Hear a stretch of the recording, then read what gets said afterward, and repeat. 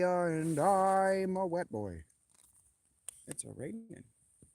It's a raining out there. It actually eased up just enough for me to get home. So I'm only damp. It's actually not big. It's not too big. Mm, Not broke up about it. Could have been a lot worse. You see? I'm evidently a cartoon rat who's also an Italian American gangster. Yeah, see? We're going to be doing more of the shaver mysteries once I'm settled in. Still got some wet clothes I got to deal with, including my pants and my jacket. Get them off from my bed. Well, I got to get my jacket at least rolled up. Look at it. It's a beautiful bastard. It did what it's supposed to do. It absorbed the water so that I did not have it on my skin and in my other clothing. Look at you go, you beautiful bastard. Proud of you. Proud of you, kid. You did what I bought you to do. You motherfucker. This is how I talk to the things that I own. I spent a lot of time alone, dudes. The shit you hear me do in 7 Days to Die and Shaggy Phil and Final Fantasy, any of the Final Fantasies that you have the opportunity to watch me play. Not so much Hyperdimension Neptunia because they do have the voice acting and stuff. So you don't hear me do silly voices for that, really. But all these voices are voices that I know how to do, or that I have just lying around at my disposal because I have been making them for years. Play and practice are the same thing, neuronally. So, you can practice your scales on your guitar, or you can play with your scales on your guitar. And as it turns out, the playing with the scales on the guitar is called writing songs. Yeah, songwriting. He's playing the music. It's playing the music.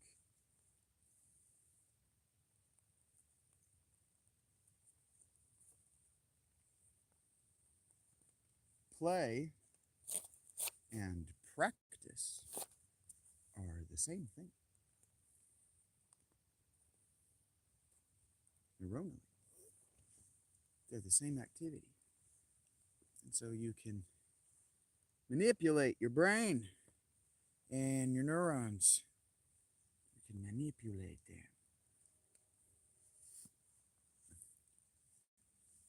to learn and practice things. So I've always wanted, but if I'm going to do This Is Not Rob Longshore in the way that I have always wanted to, that it really demands, honestly, just between us, if I'm going to do it right, there's a certain quality that it demands, and if I'm going to do that, I need to be able to fluidly switch in and out of these characters that I do. I need to turn myself in a short amount of time into Billy West. That ain't going to happen. Billy West made Billy West over the course of decades.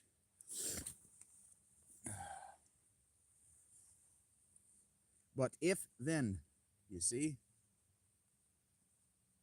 that chick who recently joined Rush, she didn't expect her whole life to eventually be a member of Rush. If she even considered Neil Peart dying, I'm certain that she didn't think she was going to be first in line to replace him.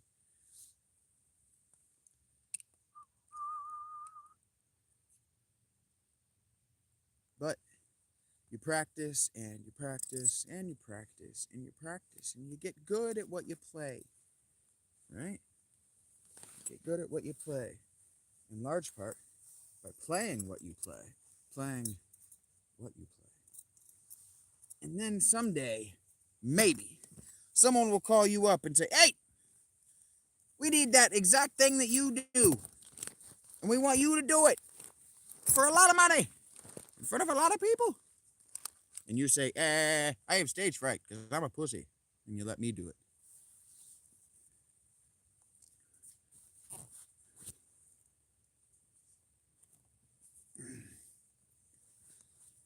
I don't mind the rain.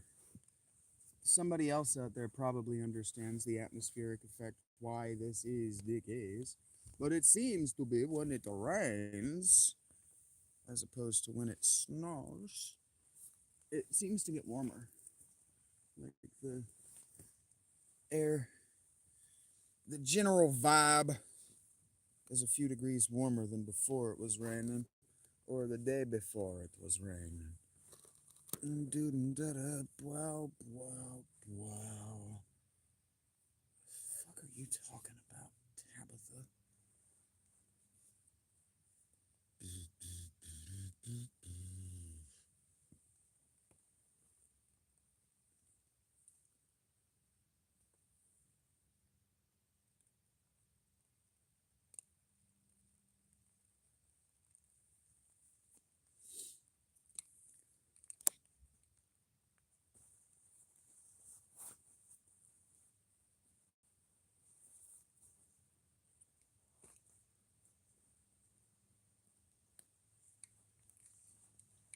What?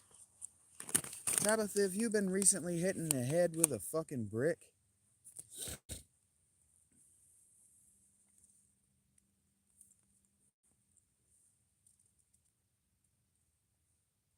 Who are you fucking people? Why me? Why me? Just of all the people on the internet that you could bother, why me? What did I do? Like, whose God did I upset? And what penance do I owe? That it was me.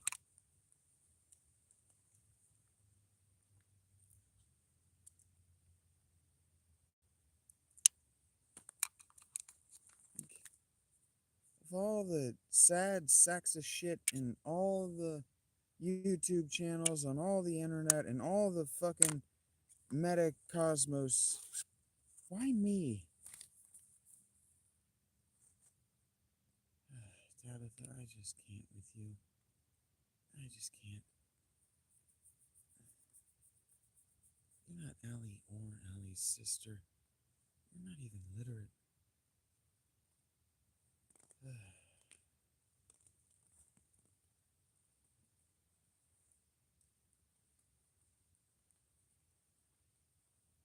You fucking people. Like, I could just never again with many of you and just be better for the rest of my life.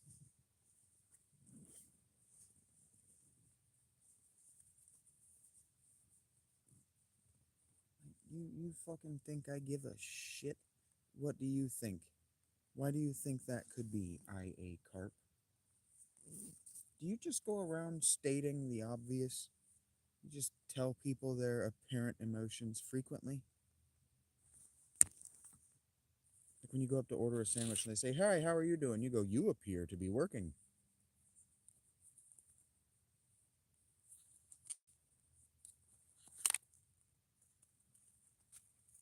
You appear to be standing before me.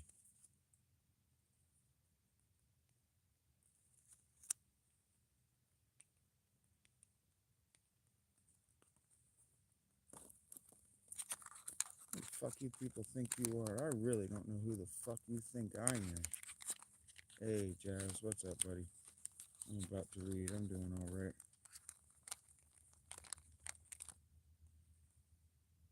Be better if I had fewer of these chuckle fucks in my life.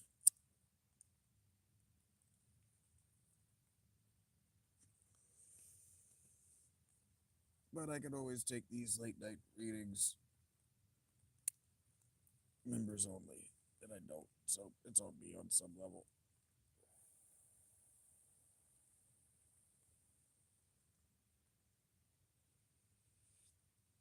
Why haven't I figured this out yet?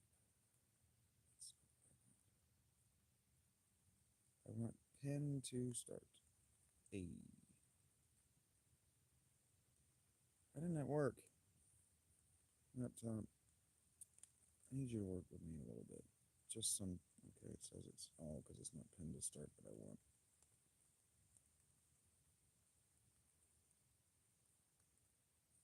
Fockle chucks.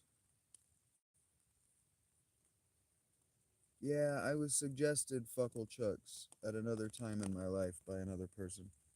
And because they liked it so much and they are no longer in my life, I don't say that one anymore. How are you doing, Jazz?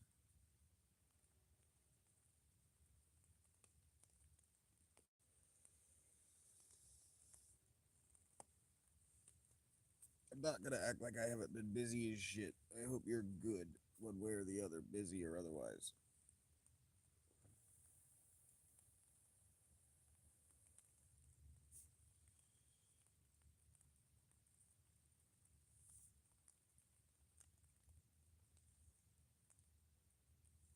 Give a couple minutes for you guys to get settled while I have this cigarette.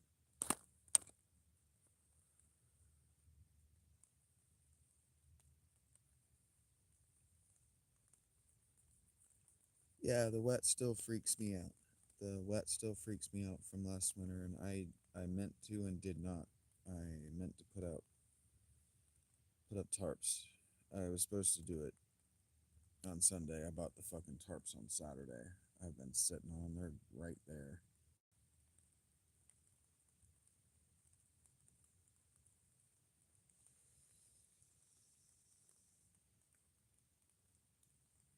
I just haven't felt like it.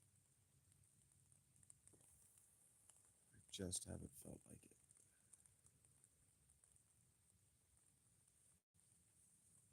Yep.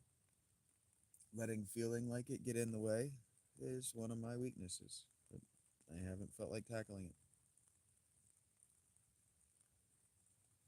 I would like to spend about an hour with this book, and this next chapter is going to justify it. I can already tell it's that long. It's at least a half hour long. So we are going to be going back to Richard Shaver's I Remember Lemuria.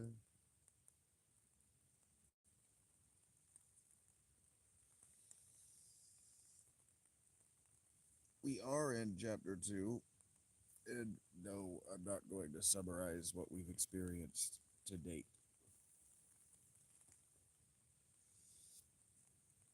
Except to say that we have been given a bewildering journey through a rough draft by a very unskilled storyteller. It is cold enough. I don't feel it is cold enough, but it is cold enough that I can see my breath. You can't. There it is. It is cold enough.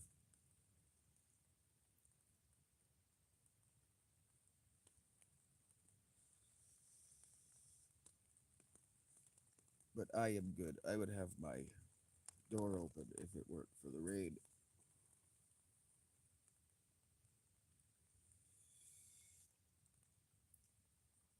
All right.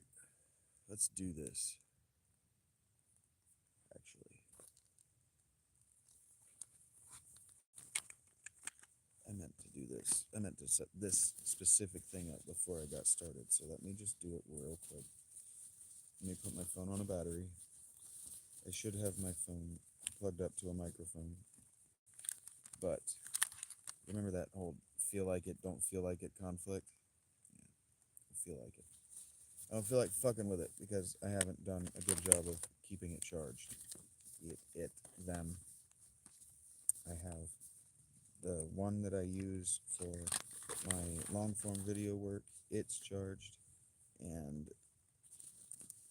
that's as good as I got today.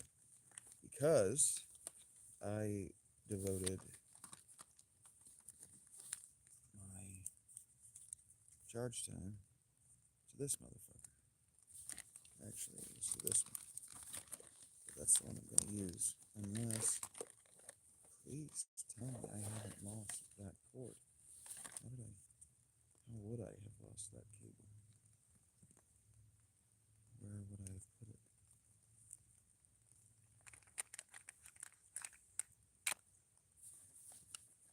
Oh boy.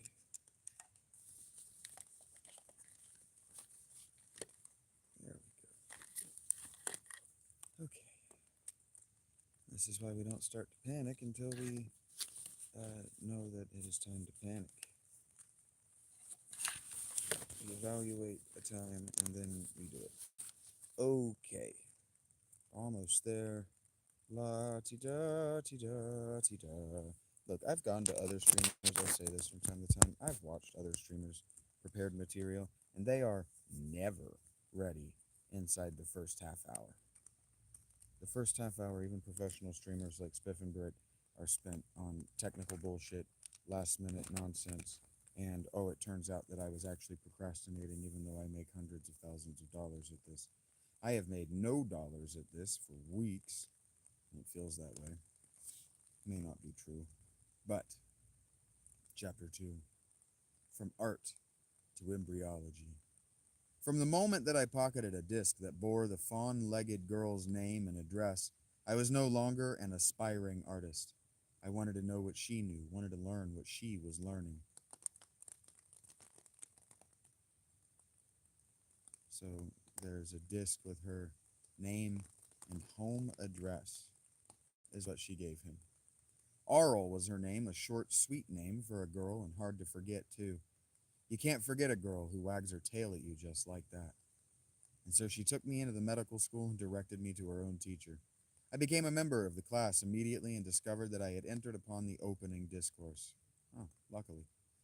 The class was dominated by the immense presence of the teacher, a son of the Titans, bearded and horned, expounding in the exact syllogism of the Technicon training. As he spoke, I became certain of this dynamo of human force. That this dynamo of human force should soon charge such a small battery as myself with everything in the way of knowledge I could assimilate. There was only one slight disturbing factor. Just as I had sensed a strange, deeply buried, and secret fear in the Sibyl, I knew that in the mind of this great son of the Titans, there was a gnawing something that a part of his brain dwelt on continually. Luckily, he's a mind reader, so the author can just tell us what these other characters besides the main character are feeling instead of showing us. Fuck. Fear was a smell that was ever in the nose down here in Taon City. Now, if you remember in Chapter 1, another person told him that, and he didn't know what it meant. And now he's telling us like he does. He's never been down here. He doesn't know what he's talking about. Always, it's ever in the nose. The realization disturbed me so much that I failed to absorb a portion of the teacher's discourse. And that's the author remembering that he said that another character told him that. Oh, wait, I just realized that. He's retconning previous sentences instead of just editing. My absorption must have caught his attention too, for I saw him staring disapprovingly at me. With a start, I reconcentrated my mind on what he was saying. A great cold ball hung in space. Once it had been a mighty living planet, swinging ponderously around a dying sun that it had never seen, being covered with clouds. Then the sun had gone out, and the deadly terror stiffened the surface life into glittering death. The planet's forests, which had lived in dense, dripping fog, had, in their many ages of life, deposited coal beds untold miles in depth, clear down to the stony core of the planet. No fire had ever touched these forests because the dense fog had never allowed fire to burn. That's not how fire works. Venus, our nearest neighbor in space, is such a planet now, although much smaller. As it is on Venus, so it was on the unknown planet. I'm certain that Venus has fires. Venus is like a noxious gas. Actually, Venus is a noxious gas planet. Let's ask real quick. Hey,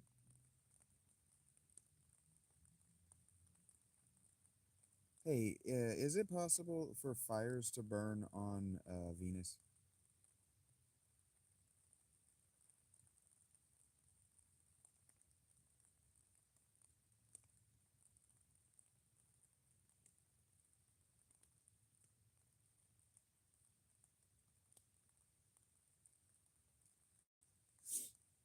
Gemini AI says it is not possible for a traditional fire as we know it on Earth to burn on the surface of Venus. The primary reason is that the lack of a sufficient oxidizing agent, specifically molecular oxygen, which is one of the three components required for conventional combustion, the fire triangle of fuel, heat, and oxidizer. No molecular oxygen, the CO2 problem. Carbon dioxide is actually the gas most commonly used to put out fires because it displaces oxygen. A CO2 dominant atmosphere will suffocate any attempt at a conventional fire. There is still combustion, though. It's important to distinguish between conventional fire and other types of chemical reactions. Reactions with CO2. While CO2 is not an oxidizer for most things, highly reactive materials like certain metals such as lithium or magnesium can react and burn in a pure CO2 atmosphere. For example, NASA has experimented with building combustion driven power plants for Venus landers by reacting metals like lithium with the CO2 atmosphere. This is a form of combustion, but it's not the same chemical reaction as wood or paper burning in Earth's CO2. Another type of burning is observed high in the Venusian atmosphere, where meteors burn up due to intense atmospheric friction. While we're here, does Venus have volcanic activity? What? Pasadena Gomez. While we're here, does Venus have volcanic activity?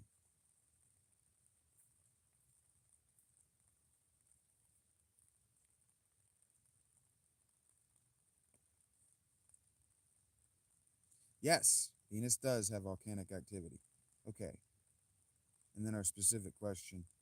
Okay, so I'm reading the Shaver Mysteries. I Dream of Lemuria by Richard Shaver.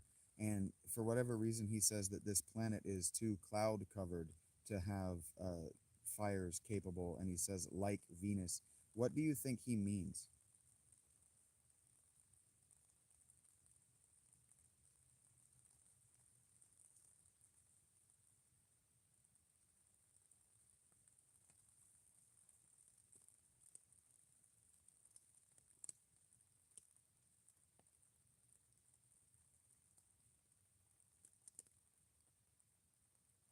Okay, so this is what they knew in the 1940s at time of writing, because I don't actually know this.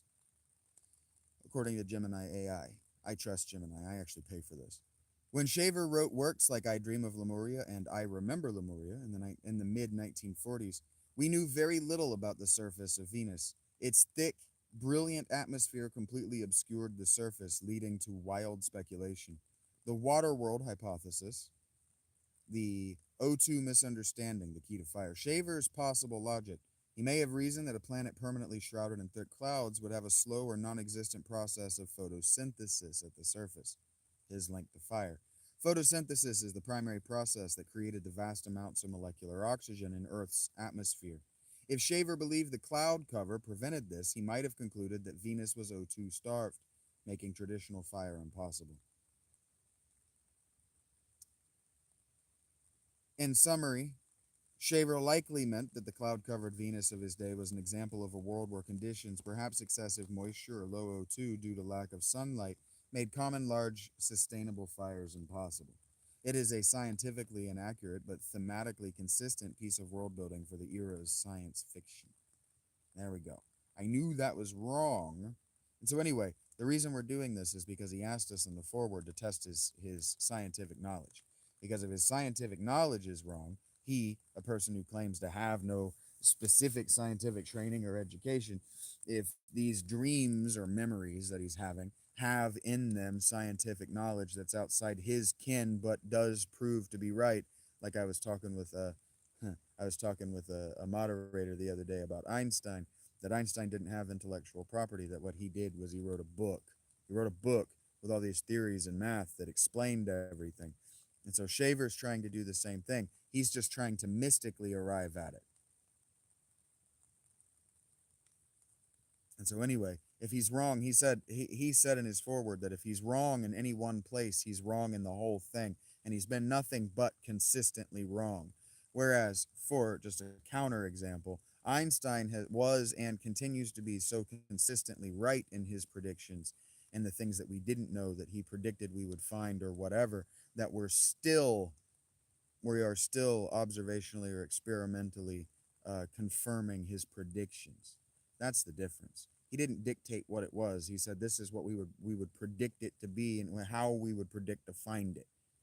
That's the difference in Einstein and Shaver.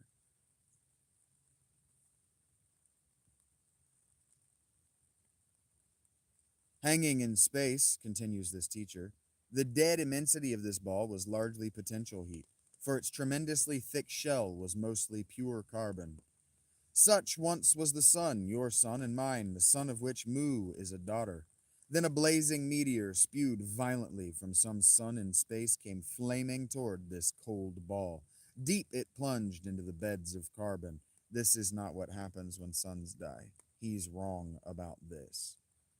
The fire spread swiftly, an ever fire of disintegrants, not the passing fire of combustion, and our sun was born into live giving flame. He says LIV, live giving flame, instead of life. He's trying to make a difference between life and living. I don't know. I really don't care the distinction that he's trying to make, but he's fucking wrong. Um, that is not how suns are made. He's clearly not understanding how fusion works. A carbon fire, continues this teacher, is a clean fire and contains no dense metals like radium, titanium, uranium, polonium. And this misunderstands how these heavy materials are made. These materials are made in suns as they fuse together their lighter materials and then blow up. When they blow up, they cast that metal out into the universe around them, and then planets end up gathering up that stuff and forming themselves of it. Sort of. I'm not even describing it well, but this is wrong, and that's the most important part. Like, we could talk about it. Here, let's ask her real quick. Okay, so Shaver is talking about this dense planet of carbon being set on fire by a meteor. I know that he's wrong, but can you help me try to figure out how he thinks suns actually come into birth from how they really do?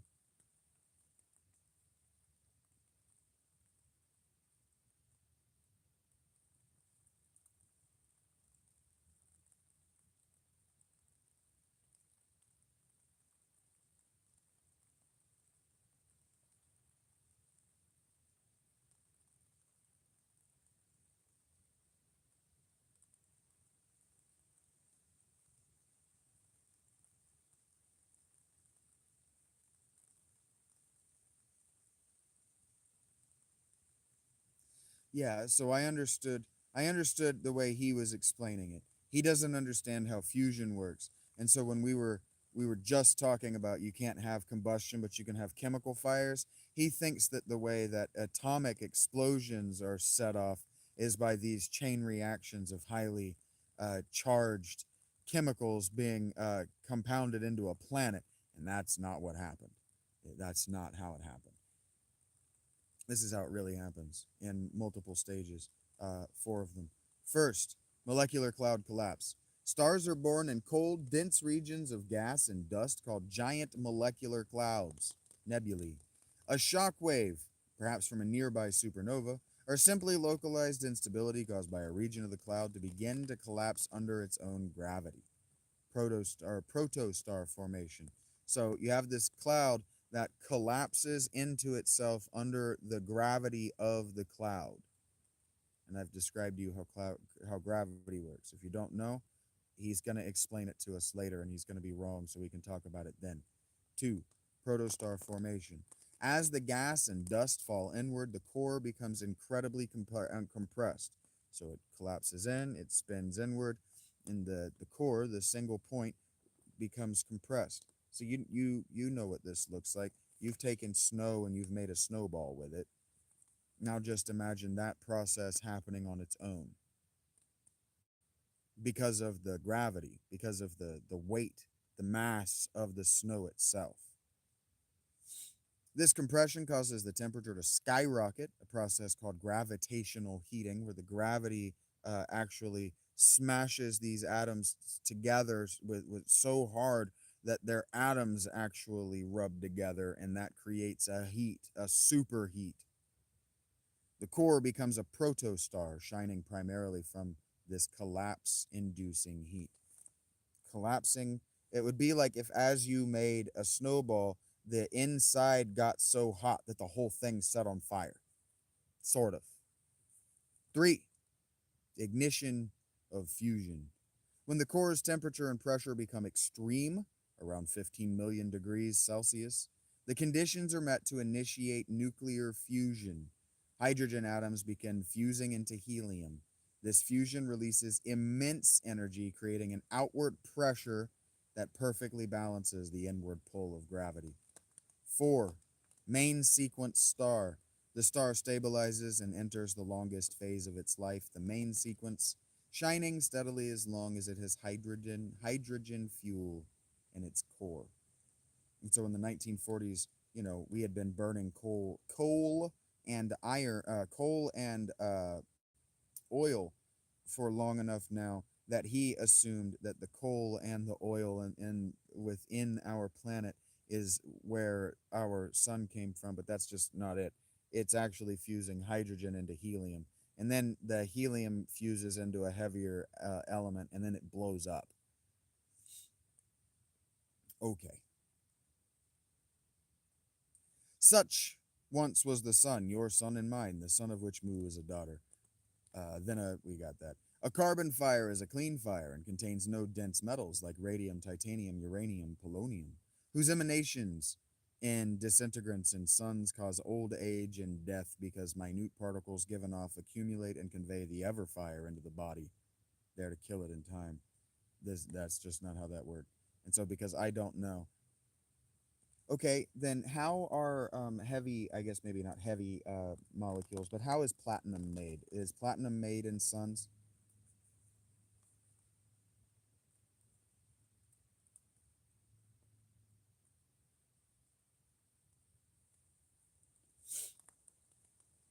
Absolutely. Platinum is not made in normal suns like ours. Platinum is one of the heaviest naturally occurring elements, and its creation requires the most extreme cataclysmic events in the universe. The origin of platinum, cosmic cataclysms. Platinum, gold, uranium, and other elements heavier than iron are primarily created through a process called the rapid neutron capture process, or R process. The R process requires two key things: a large number of pre-existing heavy seed nuclei and an extreme dense flood of free neutrons moving so quickly that the nuclei capture many of them before they can radioactively decay. No, allies are where you bond things into a structure, not you fuse their atoms together. An alloy is not it's not a molecular process. So like steel isn't it's not a separate molecule from iron and carbon. It's where iron and carbon are they're organized. Their molecular structure is organized in such a way that they appear to be one thing, but they're not one thing. They're an alloy of these two molecules. Okay, so we don't need to know what that previous paragraph meant, but one, neutron star mergers, the dominant source. This is now considered the most significant and well confirmed source of these things like platinum. When two neutron stars, the ultra dense remnants of massive stars in a binary system, spiral into one another and collide, they trigger a massive explosion known as a kilonova. This collision releases an enormous superheated cloud of neutron-rich material. So it blows up and it becomes the thing. It diffuses back out into the thing that made it, that made the sun. But now this one is ultra dense and heavy with extremely heavy molecules that are too heavy to fuse together. The conditions, high temperature and an overwhelming density of neutrons, are perfect for the R process to run, fusing together massive amounts of elements like platinum and gold before blasting them out into the galaxy. Supernovae. Well, supernovae, type 2 core collapse, create many elements, they are thought to be secondary contributors to the heaviest elements like platinums. We're going to skip down because I don't want to read all this, because I don't care. I do want to know, but I got my answer. If you want the answer, you fucking Google it. Why normal suns can't make platinum. Stars like our sun create energy and new elements through nuclear fusion in their cores, but this process has a hard limit, fusion limit, iron. Stars fuse light elements like hydrogen and helium into heavier ones like carbon, oxygen, and silicon. This process releases energy up into the creation of iron. So if you look at your periodic table, they're in order by the number of atoms that are fused together. That's what molecules are, is fused together atoms. On some level, I'm probably wrong about that. And these aren't molecules anyway, these are elements, and elements are fused together atoms. That's what I was trying to say. Elements are fused together atoms, and molecules are combined atoms, combined elements, rather. Okay, so iron, if you were to look on the periodic table at all of the numbers, because they're in order by the number of atoms they have, all of the atoms that lead up to iron, those are the atoms that are made in stars like ours, normal solar conditions.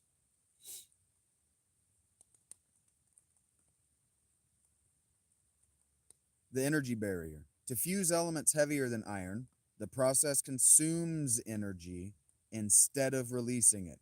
This means a stable star like our sun does not have enough heat and pressure to make platinum. In fact, when a very massive star creates iron in its core, it instantly stops supporting itself and collapses, which is what triggers a supernova. So the platinum in your phone or jewelry was created billions of years ago in the explosion of an ancient massive star, or more likely, a neutron star merger, long before our solar system ever formed.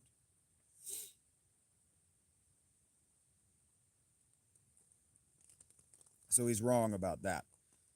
The teacher then continues. Then sun heat was clean, and life sprang furiously into being on its daughter, Mu's surface. Nor did this life die. Death came only by being eaten. Then life suffered old age, not at all, for there was no cause. The voice of the teacher paused a moment. It's funny, you can't fall from a great height and die. In this you have to be eaten. So how do you kill something in order to eat it? So is it just alive until it's been recombinated inside the body of the predator? This is a stupid thing. It can't die unless it is eaten.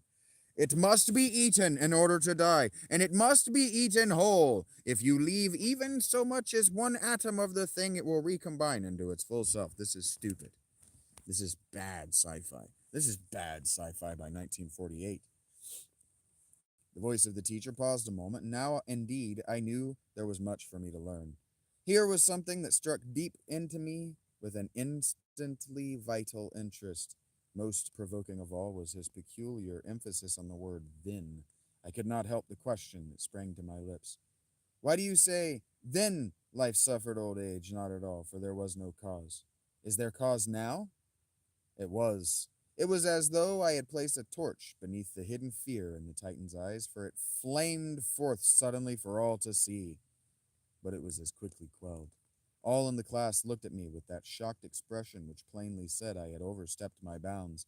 But in the eyes of Arl, I thought I saw the gleam of approval, and I found a dam to hold back my ebbing courage. A dam to hold back my ebbing courage? That's a stupid way to say that. The teacher looked at me, and I saw kindliness in his eyes. Fear, everybody else is like, oh, you should have done that, but he has kindliness. God, that's a bad word. You are new here, Mutant Mayan. How's he know his name? Therefore, it is easy to understand that you have not heard of the projected migration of all Atlans to a new world under a beneficial sun. Yes, young Ro, there is cause. He was answering my question with determination now, but he was not speaking to me alone. He was making his answer a part of his discourse. I have spoken of the carbon fire as a clean fire. By this I mean that the atoms of carbon, when disintegrated, send forth the beneficial energy ash called exd. which can be assimilated by our bodies and used to promote life growth. However, the source of this ash is not carbon alone, but all other elements excepting the heavy metals, such as I mentioned before. It is when these heavy elements begin to disintegrate in the ever fire that we come to the cause of age. That's stupid. The particles of radium and other radioactive metals are the poison that causes the aging of tissue.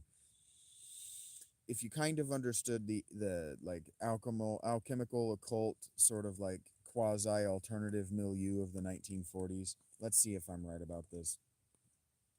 Okay, so Shaver, as I'm continuing to read this, I'm also kind of using you to help me with meta information because I'm doing this live on YouTube.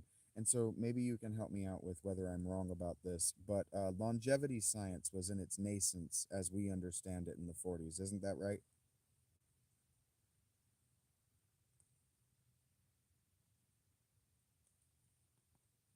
Okay. Gemini says, that's absolutely right. You're spot on with your assessment.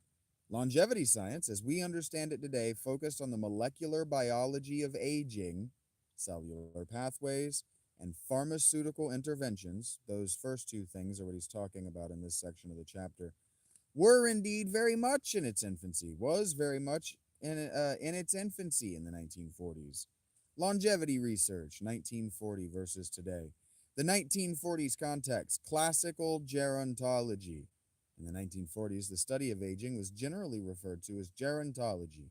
Research was largely descriptive and focused on the effects of aging on the body rather than the underlying mechanism.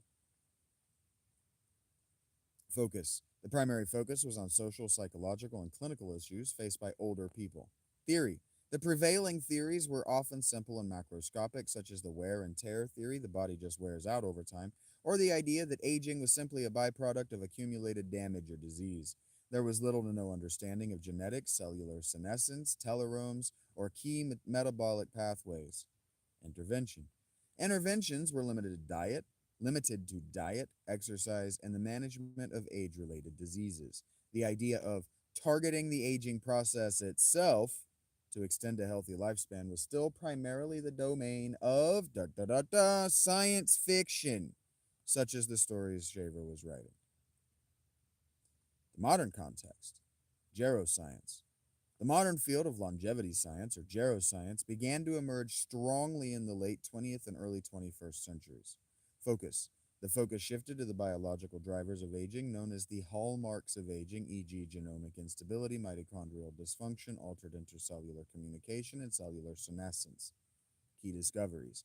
Landmark discoveries in the 1980s and 1990s in model organisms like yeast, worms, and flies, like the discovery of DAF2 gene in C. elegans, that dramatically extends lifespan, fundamentally changed the field, showing that aging is a malleable biological process that can be intervened with. In short, Richard Shaver was writing during a time when scientists were still just describing the observable process of aging, not diving into the molecular mechanics of how to slow it down. It makes his often bizarre ideas about immortality and extended life particularly rich for discussion. Would you like to compare? No, I wouldn't. So this whole thing he's got here with the EXD, that's a particular kind of carbon and other molecular whatever that can make people not die, is just bullshit, right? We can just say between you and me, it's nonsense.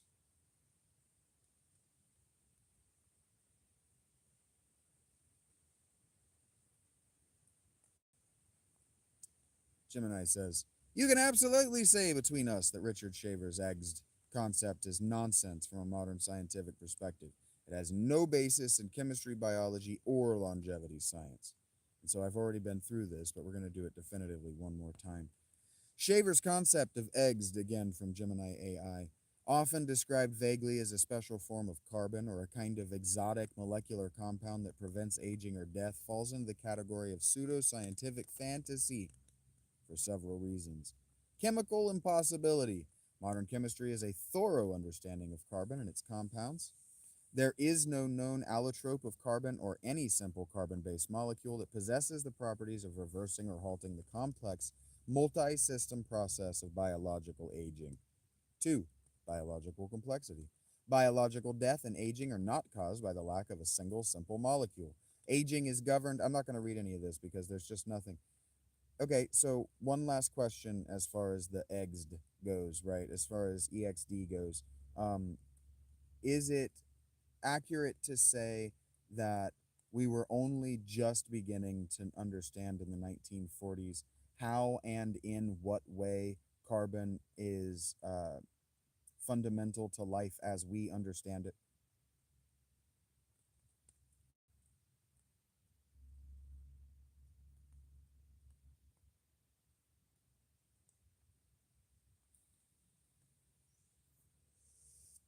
Gemini responds with, "That is a very accurate statement. While scientists had known since the 19th century that carbon was present in all organic matter, the molecular mechanisms that explained how carbon formed the basis of life were only just beginning to be unveiled in the 1940s.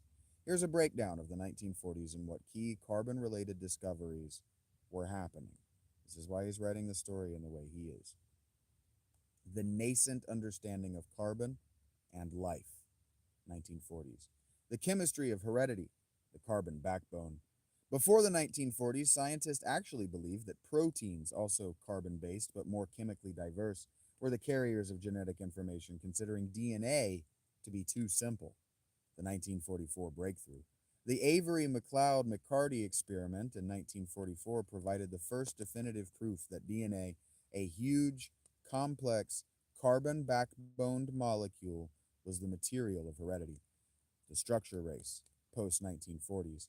This experiment set off the race to determine the structure of DNA, which culminated in the double helix discovery in 1953. The double helix revealed exactly how the specific carbon and nitrogen bases ATCG could store and replicate information. 2. The carbon cycle in motion. The 1940s saw the development of new tools that allowed scientists to track carbon within living systems, moving the understanding from carbon is present to carbon is dynamic. Radioactive carbon 14. The radioactive isotope carbon 14 was discovered in 1940.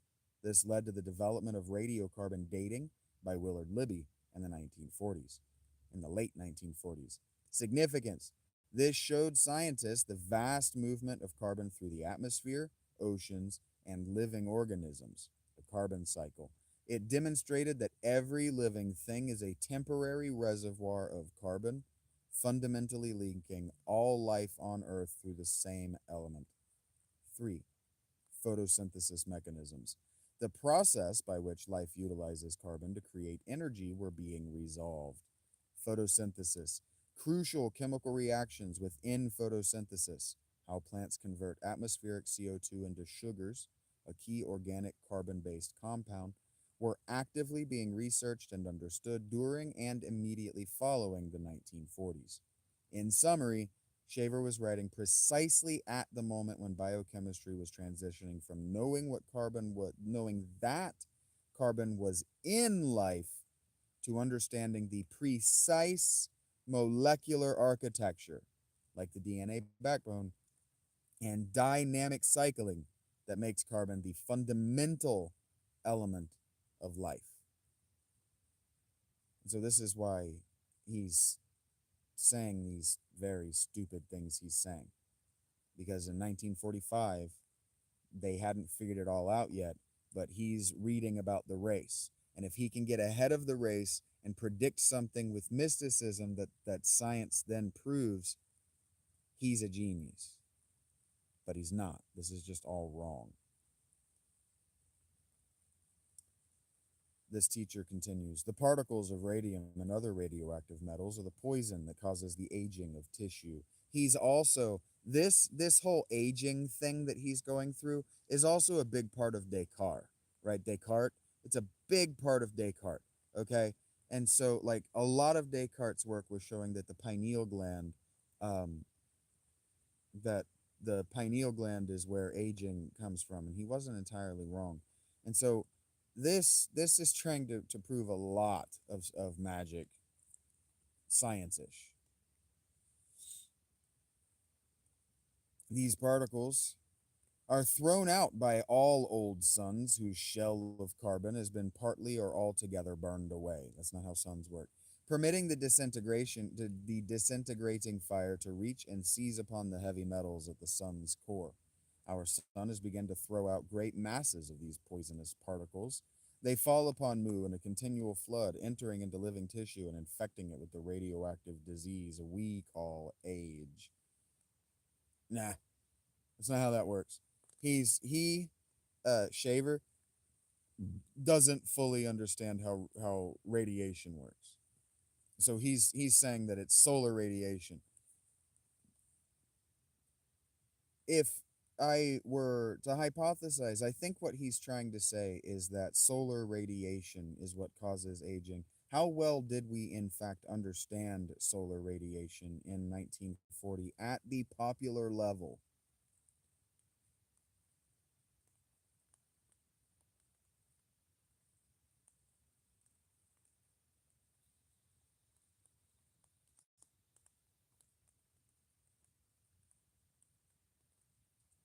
Okay, so Gemini agrees that the hypothesis can work, but it's still very shallow. The depth of Shaver's understanding, even for the time, was very shallow. So here's the popular understanding of solar radiation circa the 1940s, just a decade. The popular understanding of the sun's effects was heavily divided between the beneficial and the harmful. Crucially, the public was only just beginning to connect solar radiation with serious long-term harm like aging and cancer. The good, vitamin D and health. At the popular level, the sun's radiation, specifically UVB rays, was largely promoted as beneficial and essential for health, rickets prevention, and then there was a tanning craze that led to a lot of skin cancer deaths. I saw a picture of it. I saw a picture, some scientist, some person who's whatever, some person who knows this shit, knows their shit, is a professional in the field, found a photograph from the 50s of a beach just packed with people all but naked, sun tanning, and none of them was wearing skin covering. And they said something like 70% of those people died young from skin cancer. To the bad, cancer and photo aging. While the popular view was positive, scientific and medical attitudes were beginning to shift, and this slow change was trickling into the public consciousness. Skin cancer link. Starting in the 1930s and continuing into the 40s and 50s, the medical profession started focusing on the risks of UV light, like we already know. Lay press awareness. Articles mentioning the role of sunlight in causing skin cancer began appearing in popular magazines in the 40s and 50s. Photoaging concept. The specific concept of photoaging, sun-inducing wrinkling, leathering, and degradation of skin was not a well-defined popular term yet, but the visible signs were clearly linked to the sun. The first commercial sunscreens were launched in the 1930s, e.g. L'Oreal in 1936, but brands like Coppertone developed in the 40s initially focused more on preventing sunburn than protecting against the deeper penetrating UVA rays that cause long-term aging damage. Their conclusion. If Shaver, Gemini's conclusion. If Shaver was writing about solar radiation causing aging in the 40s, he would be at the cutting edge of the popular shift away from the sun as tonic idea and toward the sun as danger concept. It's plausible he was taking the new dawning awareness of UV damage and escalating it to a cosmic level, proposing that this energy is what fundamentally causes death on a planetary scale. And then here they've given me an actual educational film from the 1940s um, that I should absolutely link to this video. Um, absolutely should uh, make this link available since I've talked about it. That should go into the description of this video. Thank you for that, Gemini. Father of physics is not Newton. All of the physics that Newton put into his Principia Mathematica was in the Greek magical papyrus. Uh, uh, Everything, even the maxim, um, uh, even the maxim that an object at rest tends to stay at rest unless acted by an outside force is in the Greek magical papyrus. Every single thing that's in Principia Mathematica is in the Summa Theologica of Thomas Aquinas. What Orophile, what Newton is the father of English physics, English language physics, endorsed by the English crown. He is 100% the father of absolutely nothing else. Not even the father of modern physics. Every single thing that he wrote in Principia Mathematica was 2,000 old by the time, at least 2,000 years old by the time he wrote it. At least 2,000 years old. If you can be the father of something that's 2,000 years older than you are a time traveler. Continuing. The particles of radium, that's what we read. Through the years, the centuries, these poisons accumulate in the soil of the planet and are continually being washed out of it by the rains, with the result that all the water on Mu is becoming increasingly contaminated. When these waters are drunk, the poisons accumulate in the body, finally become numerous enough to completely halt all growth, and still worse, to prevent any effectual use of eggs, which is the food of all integration. Yeah, the more I read, the more I am absolutely convinced that he's talking about radiation in general. So, what did we know about, for example, plutonium or uranium, water and soil radiation? And I also, just on a side note, I have an idea that ancient holy sites may have been low level irradiated. So, help me with this. Where do you think he got this idea?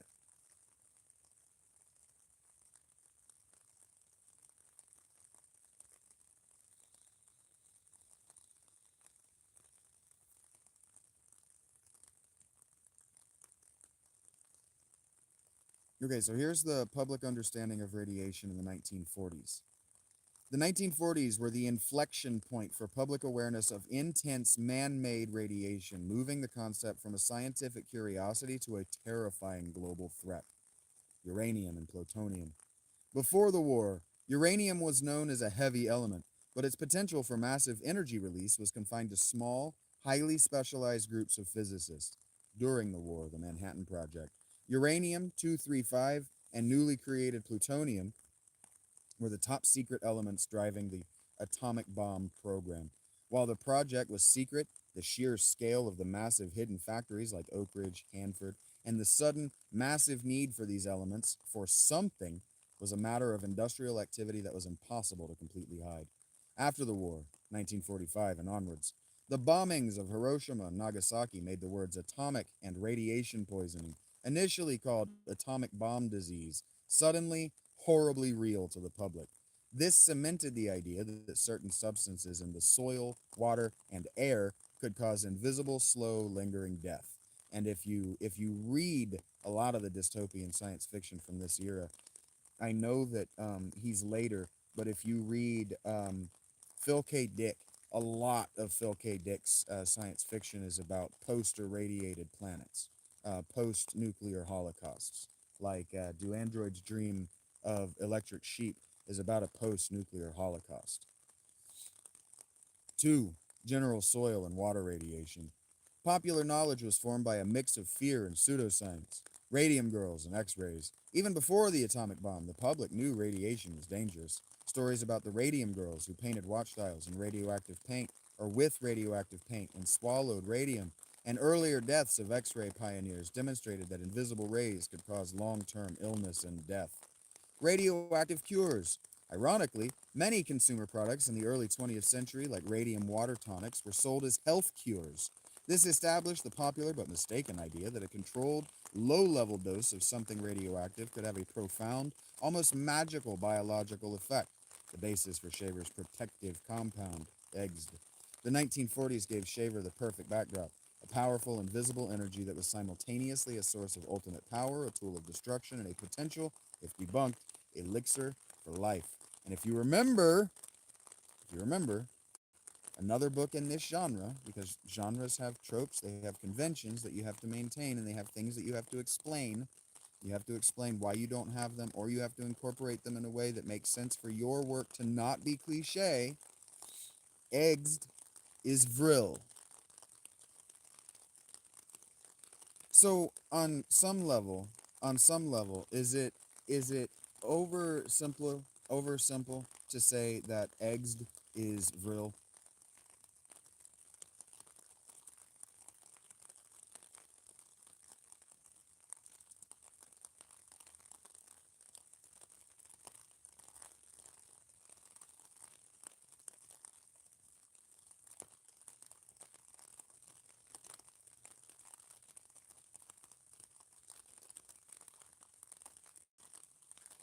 She argues, Gemini, that yes, it is fair and arguably accurate to view Shaver's eggs as a direct successor or thinly veiled analog to the concept of vril. While not identical in every detail, the two concepts serve the same narrative and philosophical function. Moving on. Water on Mu is becoming increasingly contaminated. When these waters are drunk, the poisons accumulate in the body, finally becoming numerous enough to completely halt all growth, and still worse, to prevent any effectual use of eggs, which is the food of all integration. The Technicons, of course, have devised means to protect us from the accumulation of the age poisons, but it has become evident that their efforts are not entirely foolproof. We have discovered that we are living on a world that circles a sun that is growing old and is therefore deadly. We are living in the shadow of death, a shadow that will grow greater as the years pass until finally death will strike us all. We would, if we remained, not even begin to live out our lives. Centuries and centuries would be lost to us, and ultimately we might not even attain the initial growth of maturity. Now, I do have a question. Was it a common fear in the 1940s that the sun was going to imminently explode?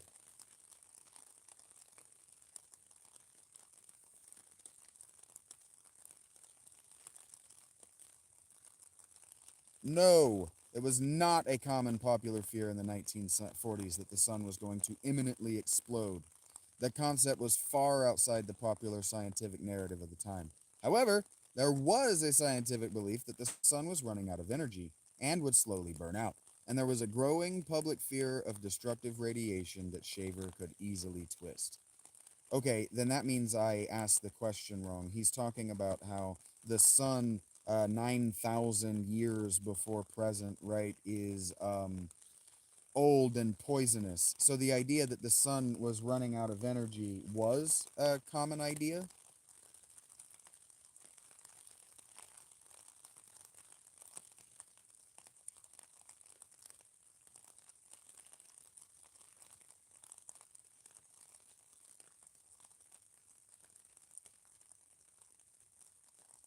Gemini says that is a crucial clarification. The concept of the sun being old and poisonous at 9,000 years before present fits perfectly into a specific, outdated scientific debate, one that would have been known to a well-reader or a well-read writer like Richard Shaver. The core idea that the sun was running out of energy was, in fact, a widely accepted scientific theory in the 19th and 20th centuries. The running out of energy theory pre 1940s. Before the discovery of nuclear physics, scientists struggled to explain how the sun could have shone for the length of time geologists and biologists required, hundreds of millions of years. Gravitational contraction, Helmholtz and Kelvin. In the mid 1800s, the leading theory, known as the Kelvin Helmholtz mechanism, proposed that the sun's energy came from gravitational contraction. As the sun slowly shrank, oh my god, as the sun slowly shrank, gravitational energy was converted into heat.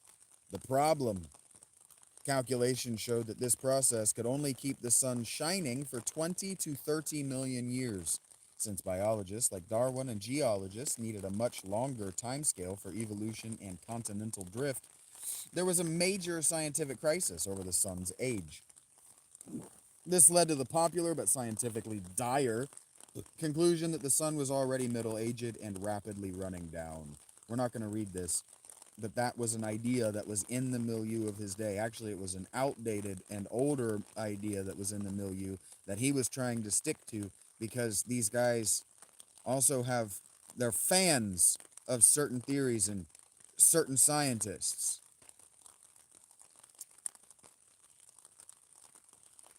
Okay, so part of why I'm asking is because of people like, I think he was called like the Bad Astronomer or something like that. I think he was just called the Bad Astronomer on Twitter back maybe 20 years ago now. But these people that are physicists, are astronomers who write books about the coming end of the galaxy. This was a popular thing to write in the 40s too? Question mark.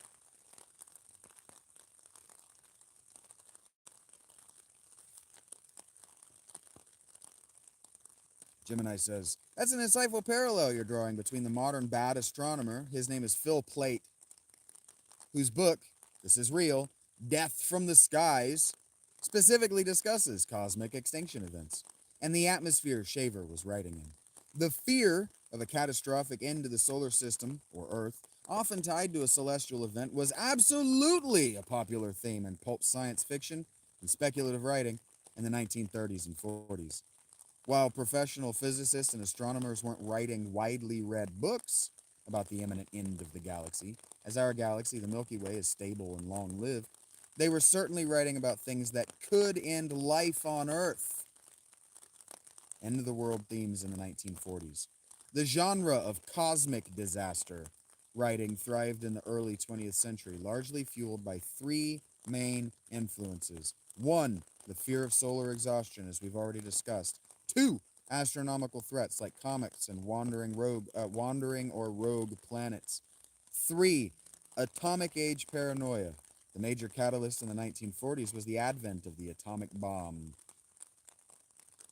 In essence, while they weren't necessarily professional scientists writing books titled Death from the Skies, like Phil Plait did in 2008, the popular press and pulp magazines were absolutely saturated with apocalyptic narratives about the end of humanity due to the sun's changing energy or catastrophic cosmic events. Okay, so very much then in the same way that people do today with solar EMPs or other things resultant from solar storms, right? Am I just way off base about this?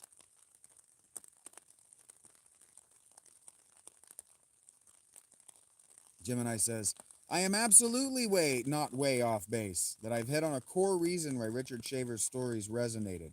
The specific fear of solar radiation causing aging and destruction in the 40s is the direct historical precursor to the modern popular fears of solar disasters, particular solar EMPs, and massive solar storms. Shaver's fears. This is a chart I'm not going to read. The continuity of solar anxiety. My connection highlights a continuity in apocalyptic thinking. In the 1940s, if the sun was the power source and you couldn't trust it, you had to shield your body and society from its direct output. Today, the sun is still the power source, but we rely on a fragile electronic grid powered by it. If the sun's magnetic activity is unstable, it doesn't just destroy our bodies, it destroys the system that supports our bodies. In both cases, the fear is of an uncontrollable cosmic scale force that reduces civilization to ruin, proving that Shaver was tapping into a fundamental human anxiety about the stability of the celestial body that gives us life. And if what I were trying to do is show that Shaver is at least tapping into some kind of genius in the Latin sense, I might say that what he's doing is tapping into the same fear that saw Gobekli Tepe built and saw solar religions dominate the ancient world. How wide would I have to really reach to make that argument?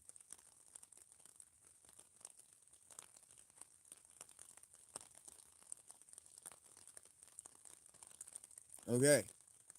Gemini says, that's a profound observation and a highly engaging argument. You wouldn't have to reach for, or wouldn't have to reach far at all. In fact, the argument that Richard Shaver is tapping into a timeless, foundational human anxiety about the sun is a very strong, humanistic way to interpret his work. The connection between Shaver's cosmic paranoia and ancient solar anxiety is valid because it aligns perfectly with the psychological and cultural function of mythology. The argument, Shaver is modern solar mythologist. Here's how you can structure that argument for your YouTube, connecting the atomic age to the ancient world. 1. The core anxiety, a betrayed source. Ancient fear. For ancient cultures, the sun was the literal source of life, time, and order. The fundamental anxiety was that this life-giving source could be unstable, angry, or extinguished, e.g. solar eclipses were terrifying omens. In fact, I was talking today during my live stream about a story from ancient Sumer where a king actually retired from being king and did a whole sword of Damocles thing, put a peasant on the throne and went and hid, and he kept writing back to the king on the throne, "Hey, are you prepared to take responsibility for the eclipse? Because when the eclipse happens, they're going to kill you, not me. I'm not the king anymore." This is real. Shaver's fear. Shaver's son is the ultimate betrayer. It's not just a benign life giver, it's a source of slow, invisible, poisonous radiation that leads to aging and madness. He replaces the ancient concept of divine anger with the modern concept of scientific decay. And then, if I were going to close up this argument, I might notice that he talks an awful lot about women and he sexualizes them very quickly.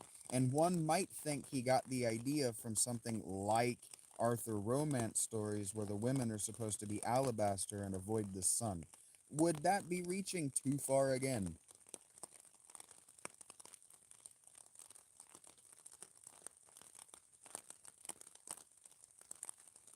Gemini mentions, "That's a very insightful observation in connecting Shaver's focus on women and sexuality to the alabaster skin ideal is not reaching too far at all. It's connecting his pulp science fiction directly to long-standing Western literary and cultural tropes, because genre fiction has tropes. Richard Shaver's writing, characterized by graphic Richard Shaver's writing, characterized by graphic descriptions of torture and sexually charged situations involving his underground female figures, absolutely plays into the cultural significance of the pale or untouched female form prevalent in literature." And then, I guess, just last for this little section, if I were to compare what we were just talking about as far as women, sexuality, the sun, etc., and I were to think about um, Robert, oh, I've forgotten his name, the author of the Conan and Solomon Kane books, would we notice a jarring dissimilarity? Howard, Robert E. Howard, that's his name.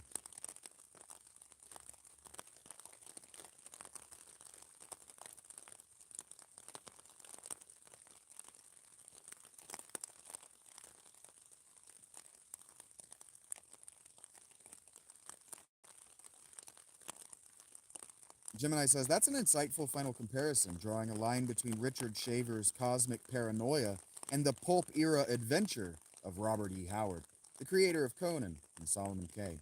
You would, in fact, notice a jarring dissimilarity in their treatment of women, sexuality, and the external environment, despite both authors being products of the same pulp magazines."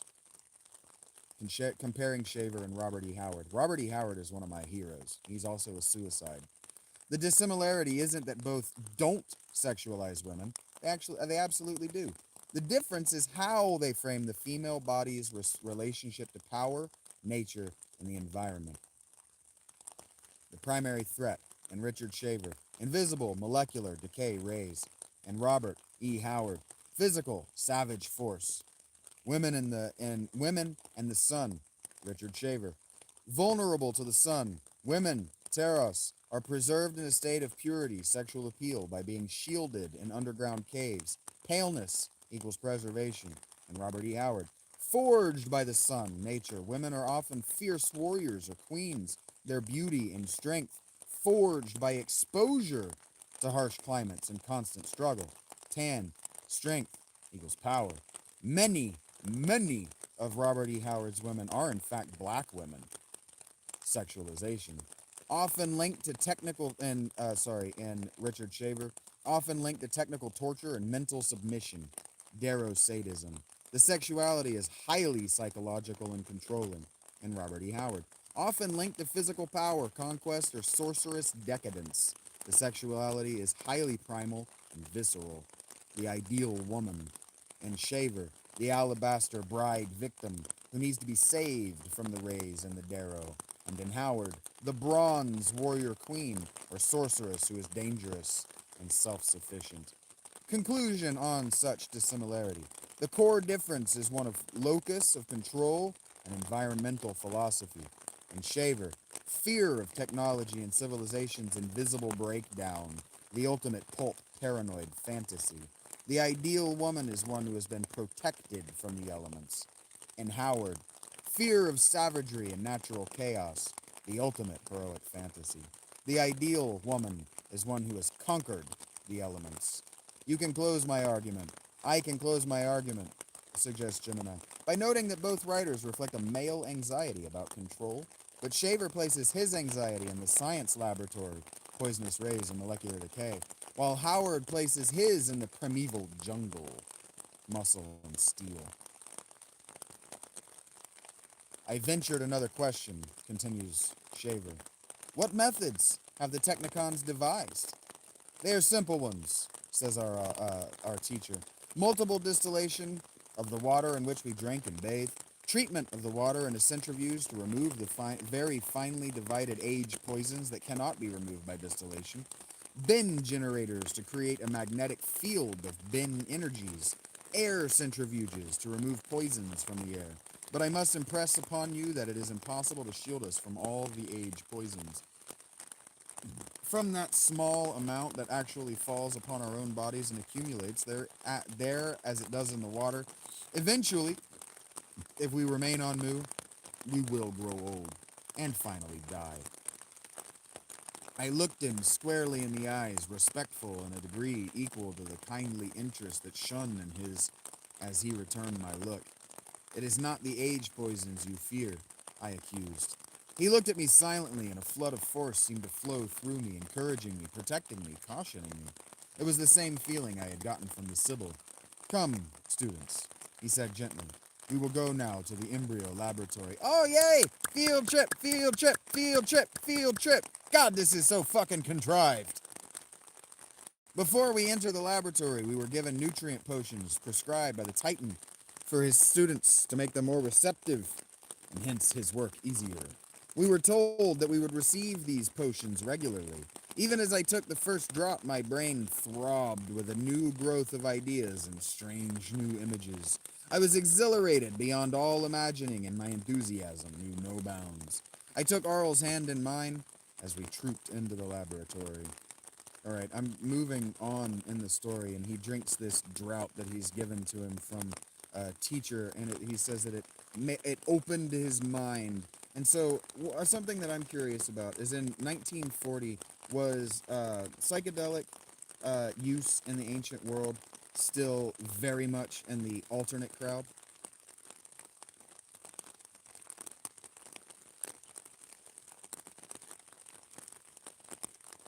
Gemini says, that's another excellent question, connecting Shaver's psychedelic concepts to the prevailing culture of the 1940s. The idea of the mind-opening draught or potion definitely taps into a fascinating area.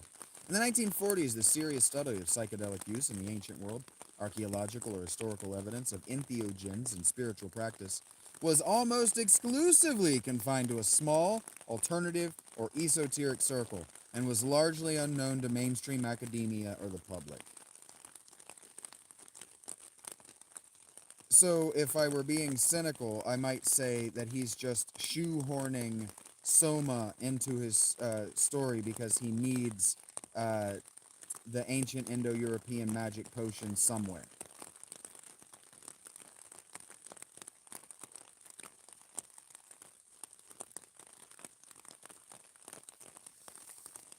Gemini responds with, that's an excellent, cynical, and highly plausible interpretation of Shaver's narrative strategy. I'm spot on, says she, that he's likely shoehorning an established mythological trope, the ancient, world-altering sacred drought, into his story. Why the drought functions as Soma. Comparing Shaver's drought to Soma, Halma, works perfectly, even if Shaver never explicitly named it. Access to the divine. The elixir of immortality. Narrative shortcuts. From a structural perspective, Shaver needs a mechanism for his protagonist, Mutant Vion, to gain the superior awareness necessary to battle the Daros. Yeah, yeah, it's a narrative shortcut. Like, if we're going to be really cynical in our literary criticism, it's just a narrative shortcut because he opened by saying that his character was a do nothing, know nothing loser.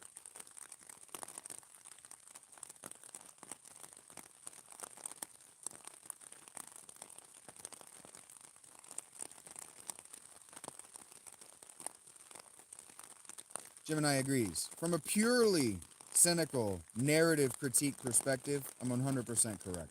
Shaver uses the mind opening drought as a simple, unearned narrative shortcut to instantly transform his protagonist from a nobody into a capable hero. Here's the cynical breakdown of that character arc. The problem: the do nothing, know nothing loser.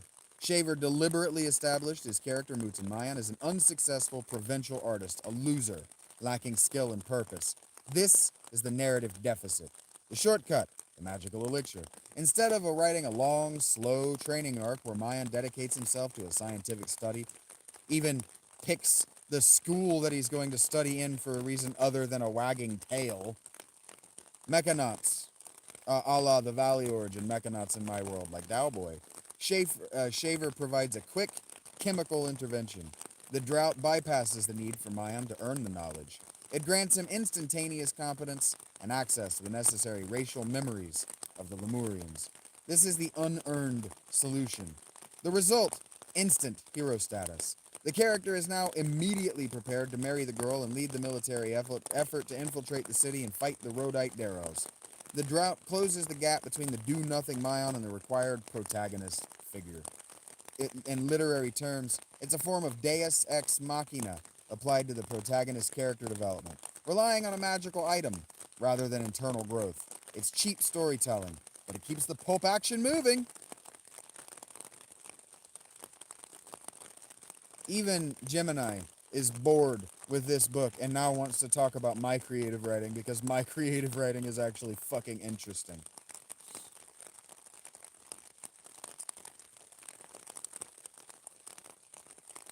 It was truly a wonderful place, this laboratory, the most amazing I had ever seen. I felt like a mite admitted to the treasure house of a giant.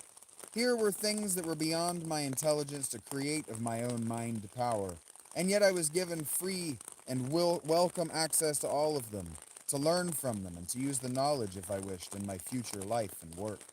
Many strange machines filled the laboratory, all performing tasks that I could only guess at. But these machines were subordinate to the real science of this great room, being designed only to chemically and electronically nourish and develop the many human embryos that moved and grew in synthetically duplicated mother blood and sealed bottles.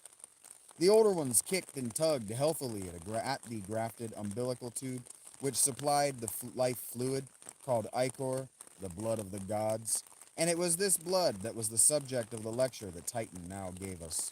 He told us of the upkeep and preparation. Oh, and it's not quoted because I guess he just doesn't remember it.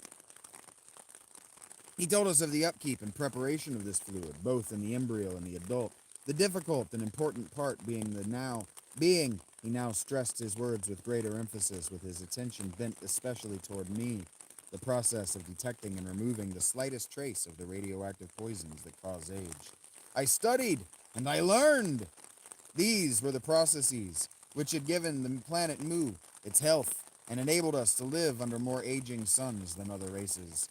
These were the life methods that had given us our fecundity, which had populated space for thousands of centuries with the seed of Atlan. I wanted to know all there was to learn about them. Real quick, before we talk about my work, I don't actually want to talk about my work with you, but real quick, I also read for this series that I'm doing that has led to us reading Richard Shaver and his mysteries. We read John Keel's The Disneyland of the Gods, and I find myself noticing as I read,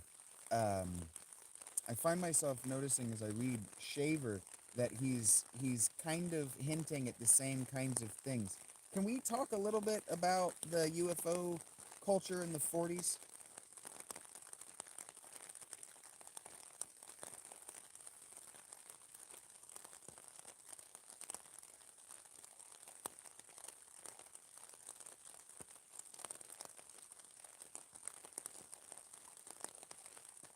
This one's taking her a little while to work up. She'll get there. she says. That's an insightful final connection.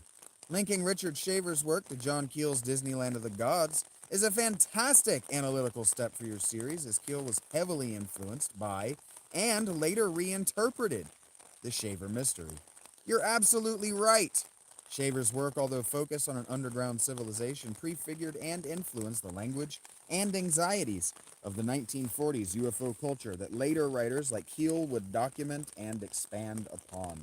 Here's a look at the emerging UFO culture in the 1940s and the essential link to Shaver, the birth of UFO culture in the 1940s.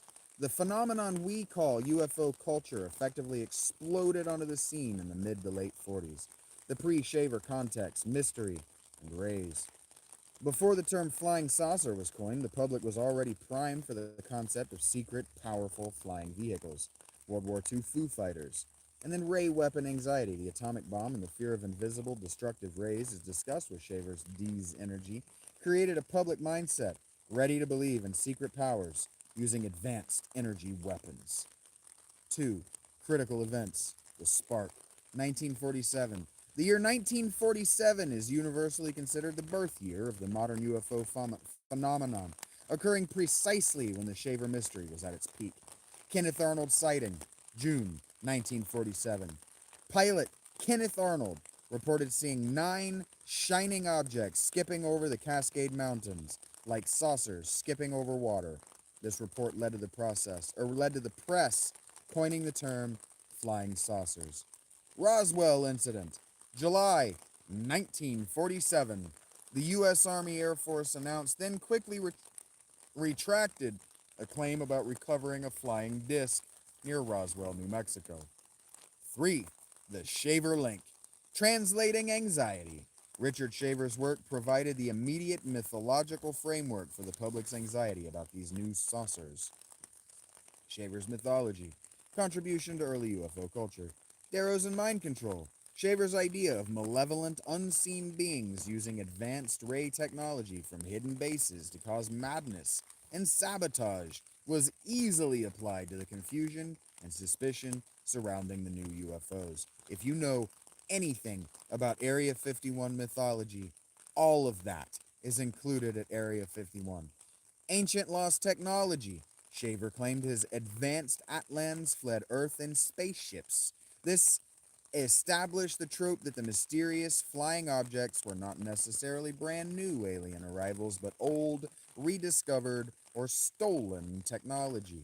The pulp magazine pipeline. Shaver's stories were published in Amazing Stories, a science fiction magazine.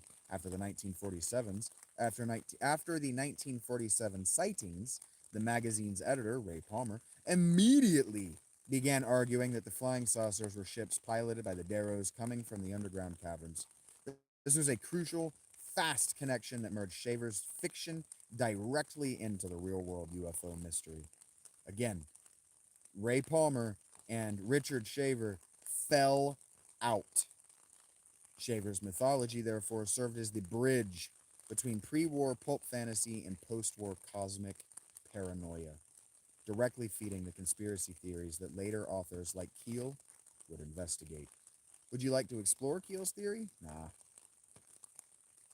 The Titan, continues our author, an old master at this most basic process of Atlan life, had imbued me with an enthusiasm for the true creation of life and its infinite possibilities of growth, such as no mere painter ever had. The delicate handling of those ultra-minute products of disintegrants from which primary integrations are formed, the mixing of these integrations into the atoms of elements, the chemistry of combining these atoms into the molecules of the substances used in the manufacture of the synthetic blood, ichor. All these steps were sheer artistry, yet were made as simple as child thought by the genius of the Titan. Once more, the Titan commented on the proposed immigration from Mu, weaving it into his lecture. There seemed to be an undercurrent of double meaning in his motive for repeating it, a double meaning that I strove to associate mentally with the fear thing that was something else, and also something so secret it must not be mentioned. It was as though even the fact that there was fear of that something must be kept secret. Our aging sun, he said, threw off increasingly large amounts of these sun seeds, small but dense and active disintegrative particles, and I learned that keeping Atlan's peoples young was an increasingly difficult job for the Technicons. I learned that the coordinators in Rhodite were preparing the plans and ships for our migration to a young newborn sun, where the forced setup of life conditions left a greater margin of eggs for intake of power, where integrants went on at a faster pace, and where the infection that caused the occasional trouble with detrimental energy robotism or detrimental in the human did not occur. When the lecture in the embryo laboratory was finished, we filed back to the classroom, and there the Titan flipped the switch that controlled the tele-eyes that supplied the home telesets of many with the course. We had not been, I don't know why he's using Latin words for all these names, like the tele-eyes and telesets, they're just televisions. We had not been dismissed, and video cameras, it's the same thing. It even uses tele in it. Tele is Latin or Greek, whatever language, many thousands of years after this people that he's talking about. We had not been dismissed, and I could see from the puzzled looks on the faces of the other students that this was not in accordance with the regular schedule. He already told us in the foreword that this is 9,000 years before Plato, so circa 10,000 years BP that this is happening. When the lecture in the embryo laboratory was finished, we filed back to the classroom where the Titan flipped the switch that controlled the tele-eyes that supplied the home telesets of many with the course. We had not been dismissed, and I could see from the puzzled looks on the faces of the other students that this was not in accordance with the regular schedule. For a long moment, the Titan looked at us, and especially at me. Then he spoke. Today, things have been said and seen and discussed in this class that had no direct bearing on the course you came here to take. You, Mutanmayam, have been the most brash. My face grew red, and he hastened to add, No, Mutan, I do not mean that you have been too forward. I meant brash in the sense that you have exposed yourself to a greater danger than that of my wrath. His eyes twinkled at the word wrath, and I knew that such would never be much of a danger. I meant the menace that has caused the fear you have somehow seen in me. Perhaps you have sensed this in other places in Town City, among others of the Titans. So it must be, for you to have been so certain of it as to challenge me. Yes, there was and is fear in me, and it is a fear that we all try to keep secret because those of us who show fear also show suspicion, if not knowledge, and either has been equivalent to the signing of a death warrant. There are spying rays on us. At the moment we are screened, that seek out our knowledge and destroy us before we can coordinate it into an effective counteraction to the thing that is going on, to the thing we fear. What is that thing? I breathed aloud, so intense was my interest. The Titan drew a deep breath. It has come to me that certain groups of Atlan are against the projected migration, and the recent disappearance of several men important to our work lends color to the story.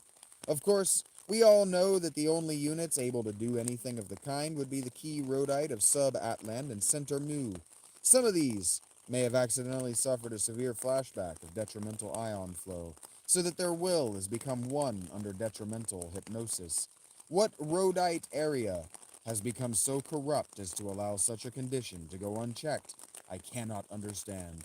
But that we are all in danger until the thing is checked is most certainly true. Therefore, since you here have gained an inkling of something wrong, it is only your right to be aware of it, so that inadvertent words may not cause you great harm. Also, we must fight this thing, and all of us must fight. So you may consider yourselves deputized by the ruling life of Mu to seek out the information that will clear the way for the migration. Until that is done, we suffer fear. Not new to me, but new to most of you. You may go. Looking back at his gigantic form as I left the classroom, I saw him musing deeply, and the concern on his face told me that things must be even more fearful of consequence than he made us believe. Reason told me, too, that it must be so, for great indeed must be the evil that can bring fear to the heart of a Titan, the super being of all Mu and of the universe. I'm not doing multiple pages of footnotes today. This is just fucking not that good.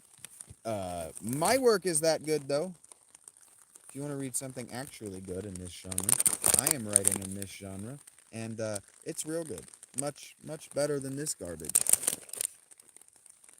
And you don't have to believe me, but when I am certain that I'm taking liberties with history and science and reality with my Rob Longshore work, when I am absolutely the most certain that I have just taken a liberty, and so I go and I research it, I've always been right. Now, you do not need to believe that. You just don't, because you know how widely knowledgeable I am. Just how widely read and how aware I am of so many genres of human knowledge, just schools of knowledge. So you don't have to believe that there was a time in my life before that was widely true. You don't have to. But there was, and it is. I have no reason to lie to you. I don't make anywhere approaching enough money to maintain a lie of that magnitude. In fact, I've made 1 jewel today, and so that 1 jewel today is like 1 penny. I think I made a penny today. Uh, it's hard not to think about how I legitimately would make more money per day just playing shitty microtransaction games for Scrambly.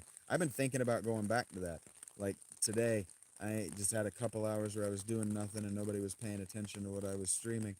So I could have just gone and made a couple of bucks. I chose not to because I would rather bet on you guys.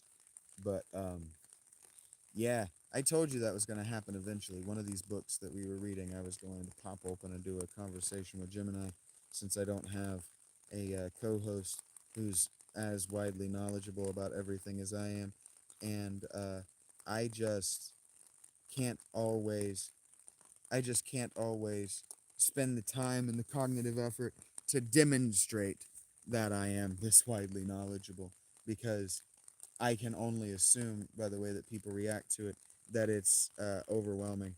It's overwhelming, and it demonstrates a certain do nothing in my peers that not all of them are excited to have exposed. So anyway, that's the show. There was a lot of uh, cross conversation that had nothing to fuck at all to do with what we were reading or talking about. So I know none of you motherfuckers were listening, but that's fine. There's at least one in the replay crew who'll talk about it when I call her tomorrow. So fuck off.